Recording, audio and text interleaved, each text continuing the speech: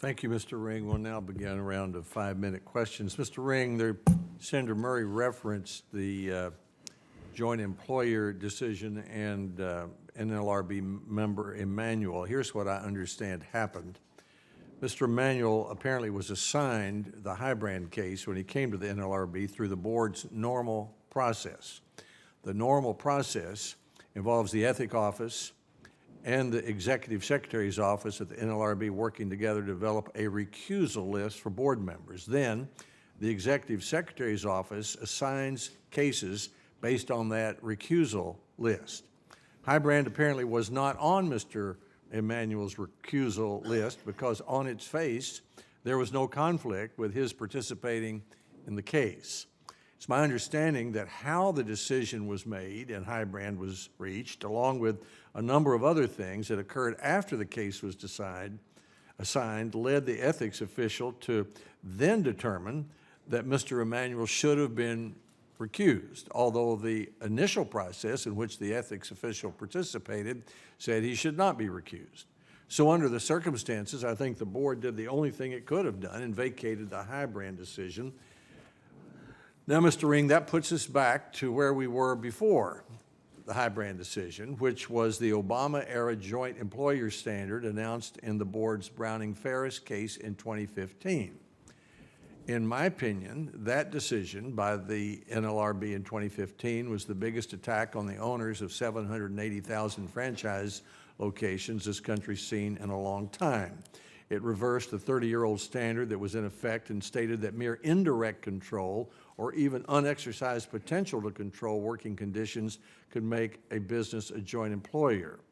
So my view of the joint employer standard is the same as it's always been. I'd like to see us return to the decades-old precedent that made a business a joint employer only if it had direct control over the terms and conditions of a worker's employment.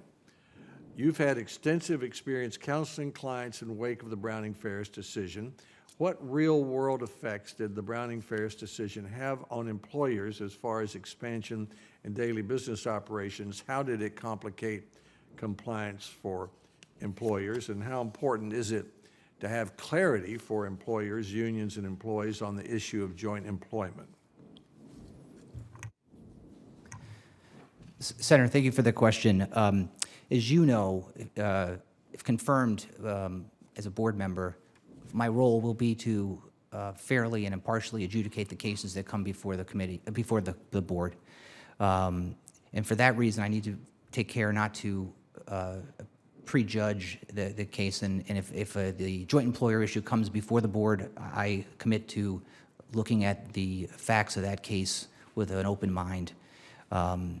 I understand the concerns that you have raised, and I will speak to the clarity aspect of this.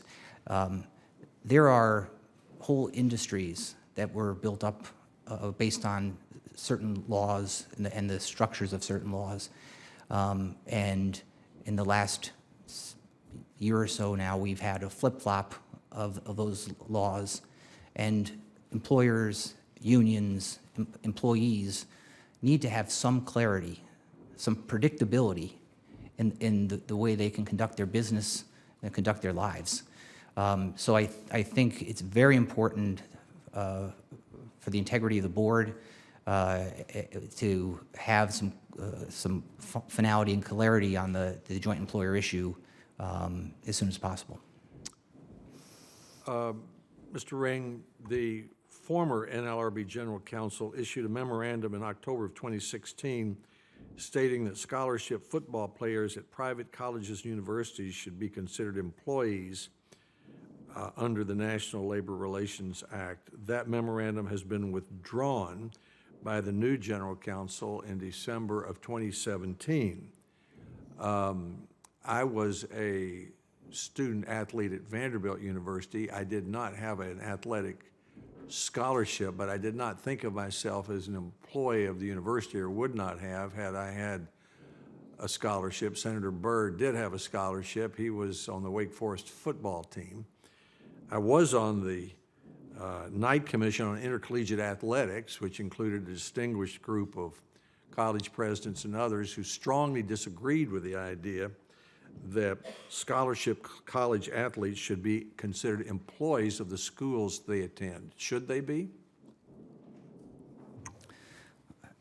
Senator, I'm very familiar with the issue, but once again, I will say that that is an issue that could come before the board, and so I want to take care not to prejudge the issues. The issue of students or teaching assistants being able to organize is a very fact-intensive one, and if a case comes before the board, I would look forward to reviewing the facts with an open mind, looking at the position of the parties, the precedent, and giving a fair decision.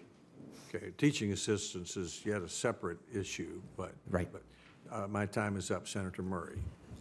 Thank